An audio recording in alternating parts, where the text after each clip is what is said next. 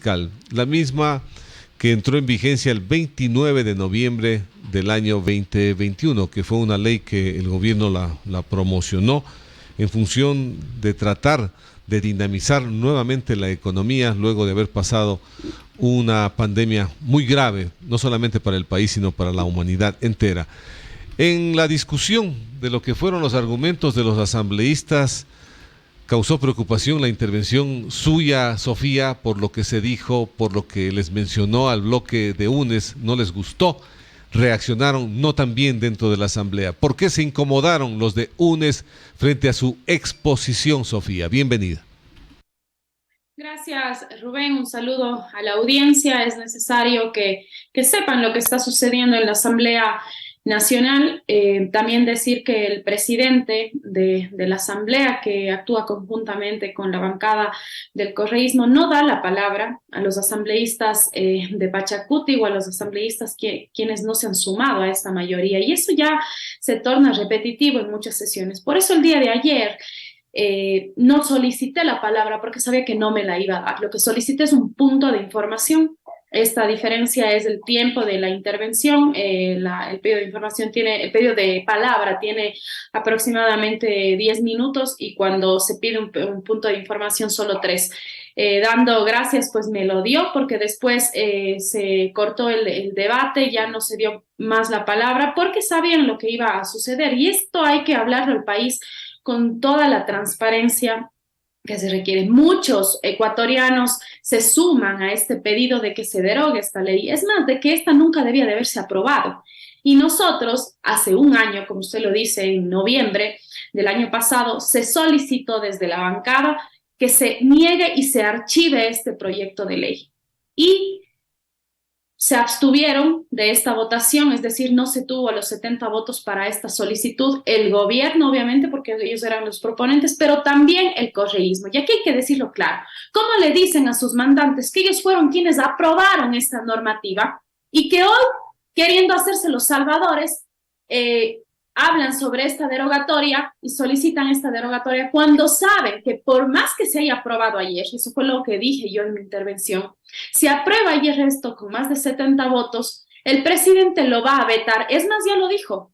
Ya del ministro de Finanzas dijo que él va a vetar esto en su totalidad. Eso quiere decir que un año no vamos a poder tratar esto en la Asamblea Nacional. Entonces, los ecuatorianos no van a poder dejar de pagar esos impuestos que han afectado muchísimo el bolsillo de los ciudadanos y vamos a tener que esperar un año más. Entonces, esto hubiera podido haberse evitado si es que ellos no se abstenían y votaban por la negación y el archivo, que era lo más lógico que se tenía que hacer. Entonces yo intervine el día de ayer, como usted ya lo ha dicho, no les gustó, no les gusta lo que uno dice cuando no les favorece y empezaron a agredir de manera verbal, no me dejaron incluso acabar mi intervención y posterior a eso pues hubieron yo creo que insultos de manera ya discriminatoria de este asambleísta por el Cañar, Blasco Luna me parece que es su nombre, quien incluso vino a agredir ya de manera física, esa era imagino lo que él quería en ese momento, compañeras tuvieron que cogerle, lastimosamente una escena desfavorable e incluso empezó a gritarle al compañero Salvador Quispe Poncho Dorado de manera discriminatoria y eso no puede suceder en el pleno de la asamblea, se tiene que mantener el respeto y este es un debate, Rubén, les guste o no les guste, nosotros también somos asambleístas y si no nos sumamos a lo que ellos dicen, ellos no pueden ni agredirnos de manera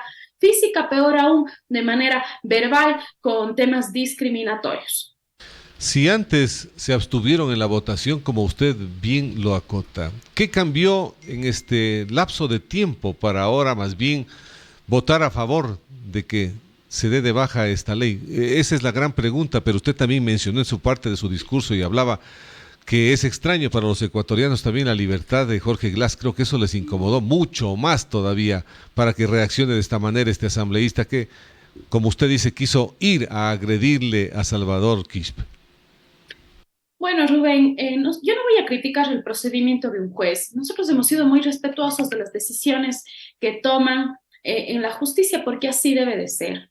Es más, el proceso no tendría ninguna crítica, porque me parece que técnicamente la salida de él por la pena, él tenía una sentencia de 6 años de un inicio, él ha cumplido más del 50% y es por eso que se le ha otorgado esta libertad condicional. Sin embargo, hay otros procesos judiciales que vienen en camino y veremos qué es lo que sucede a futuro. ¿Qué hay detrás? Justamente cuando se tratan estos temas, coincidencialmente se habla de esta libertad del ex vicepresidente y eso es algo que a ellos les molesta. Sin embargo, nosotros nos sumamos al pedido de la mayoría de los ecuatorianos. No es justo que más allá de que se cumpla todo el proceso, donde está el dinero y el perjuicio a los ecuatorianos, el manejo de los sectores estratégicos y todos nuestros campos petroleros que fueron entregados a los chinos y de los que hoy no recibimos réditos económicos. Justamente ayer también, Rubén, en la sesión se trató la reforma presupuestaria. ¿Qué es lo que sucede? Se quejan que no hay dinero para la educación, que no hay dinero para la salud, que hay un recorte presupuestario en ciertas áreas y el gobierno tiene hoy la gran responsabilidad de hacer una revisión de 22 contratos petroleros donde se entregaron los mejores campos que tenía nuestro país y que fueron prácticamente regalados, que hoy recibimos, me parece que $1 por barril de rédito y de los costos que significan para el país la producción de eso. Eso es lo que nosotros estamos solicitando con el Frente Parlamentario Anticorrupción, que se ha formado con más de 15 legisladores, que revise eso, que si realmente el Estado que hoy asumió la presidencia Lazo quiere dar un cambio, que cambie esa política, que revise esos contratos y que realmente deje con recursos al país, porque no solo los recursos tienen que salir de los impuestos que pagan los mismos ecuatorianos para invertir en salud, en educación. Hay de otros sectores donde se puede obtener recursos legítimos y realmente tener una bonanza para luego invertir en educación, en salud, en todos los temas que son importantes para los ciudadanos. Hay una lectura y que también no debe escapar a su pleno conocimiento, Sofía. Los ecuatorianos guardan mucha indignación por lo que ven en la Asamblea Nacional. En el fondo hay mucha gente que no logra interpretar qué es lo que pasa. Ven de lejos, unos se quieren inmutar como que no les importa, pero en el fondo tiene mucho que ver lo que hace la Asamblea Nacional, lo que se nos viene en la producción de leyes, los temas de fiscalización que han sido temas también complejos, difíciles. Hemos visto lo que usted acaba de mencionar, las declaraciones de Capaya. Mire usted las trascendencias que tienen estas declaraciones, pero en el fondo no pasa absolutamente nada. La gente vemos con indignación cómo la justicia también no opera como debe. Mire el conflicto del Consejo de Participación Ciudadana y de Control Social. La Asamblea posesiona a los 4 suplentes, los otros han sido restituidos por un juez. Bueno, ¿en qué parte mismo estamos? ¿En qué país estamos viviendo, Sofía?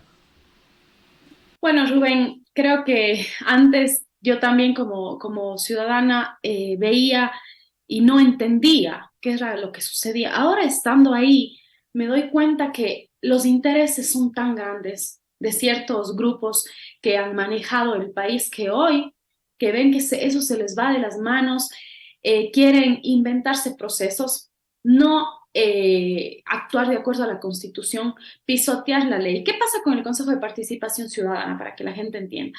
Hubo un juicio político, pero este juicio político no llegó con el informe que se debía al Pleno, es decir, existía ahí un vacío legal y eso quiere decir que se les llamó a juicio político sin el proceso, sin un informe, es decir, los consejeros no sabían de qué se les estaba enjuiciando, porque no existía el informe ni las pruebas pertinentes, porque eso no llegó al Pleno, porque dentro de la comisión no se votó. Bueno, eso ya es un tema más hilar fino a detalle. Sin embargo, ellos fueron restituidos en su cargo nuevamente por un juez, porque claro, existe ahí un vacío legal. Es lo mismo que sucedió para asemejar al caso de Fernando Villavicencio. En el CAL deciden sancionarle por 30 días con un artículo que no existe en la ley. Entonces eso no puede ser posible. Ahora, ¿qué está atrás de eso? Para que es la pregunta que usted me hace. El Consejo de Participación Ciudadana en este mes y medio que le queda, porque recordemos que en febrero ya elegimos a los nuevos consejeros, se va a nombrar autoridades importantes y una de las cerezas del pastel es Contraloría General del Estado. ¿Quiénes han manejado eso? ¿Quieren seguir manejando y no y es el apuro de esos intereses de elegir, de cambiar, de nombrar a nuevos. ¿Por qué? Porque saben que probablemente al que se nombre no les va a hacer los favores de borrar, de eliminar glosas, lo que ha venido sucediendo durante muchísimo tiempo. La Contraloría General del Estado juega un papel fundamental y eso es lo que está en juego. También, ¿qué va a pasar con los consejeros del CNE, Defensor del Pueblo? Son temas importantes que se tocan ahí y que, claro, quienes tienen la potestad de hacer esto mediante procesos de juicios políticos, posesionarlos es la Asamblea Nacional. Entonces, eso es lo que sucede. Yo entiendo que los ciudadanos pierdan esa credibilidad en la Asamblea, pero sí le voy a decir, Rubén, que el proceso que se inició en la Comisión de Fiscalización con respecto al tema de Carlos Pareja y que ahora ya está en la Fiscalía, lamentablemente tiene que actuar la justicia de los Estados Unidos para que acá se empiece a iniciar este proceso. Está en proceso de investigación y nosotros, como Frente Parlamentario Anticorrupción, vamos a dar seguimiento a que eso no quede en la nada como otros procesos. Mantuvimos una reunión con la embajada, el embajador de los Estados Unidos el día viernes, conjuntamente con Fernando Villavicencio y Pedro Velasco, que estamos representando al Frente Parlamentario Anticorrupción. Hay mucha información sobre el tema de los narcos infiltrados en la política, qué es lo que está sucediendo, por qué se les ha retirado las visas, qué es lo que pasa con algunas reformas a la ley que no llegan a darse, cuáles son los intereses en cuanto a la extinción de dominio que no fue aprobada en la anterior asamblea para recuperar ese dinero. Porque claro, Glass sale de la cárcel, ¿cuánto dinero se ha recuperado por los temas que él fue privado de su libertad? Y eso es lo que reclaman los ecuatorianos. Nosotros vamos a hacer ese trabajo, les guste o no les guste, y sobre todo no vamos a permitir que se vuelva a callar a un asambleísta o quererle sancionar porque estamos haciendo este trabajo que lamentablemente a gobiernos anteriores no les gusta, pero que también a este gobierno tiene que hacerse responsable y daremos seguimiento a ver qué es lo que sucede con esos contratos petroleros y con el manejo de los sectores estratégicos del país. Sofía, muchas gracias. Ojalá que haya muchas más voces disidentes que se vayan sumando, ¿no? Y que vayan aportando para tratar de que estas cosas se puedan denunciar al pueblo ecuatoriano, se puedan ver y desenmascarar qué hay detrás de todo lo que usted acaba de mencionar, que es tremendamente preocupante. Esta situación, Consejo de la Judicatura, la Justicia, la Corte de Justicia, Asamblea Nacional, Ejecutivo, con un montón de cosas que poco entendemos. Gracias, Sofía, por haber estado aquí en la W. Gracias a ustedes, un gusto. Muy amable, ha sido la asambleísta Sofía Sánchez. Ayer poco faltó. Si no le sostienen una chica que estaba ahí, me imagino que era de la bancada de UNES, que le agarraba, ¿no? Claro, claro. Y la otra que le sostuvo la camisa, no te vas, no te vas. Gallito. El gallito estaba bravísimo. ¿Y quiénes le hemos visto a Salvador Quispe? No sé si ustedes son muy jóvenes, todavía no han visto. De armas tomar es Salvador Quispe, no es así nomás, patucho y todo lo que le ven, pero no sé si ustedes se acuerdan que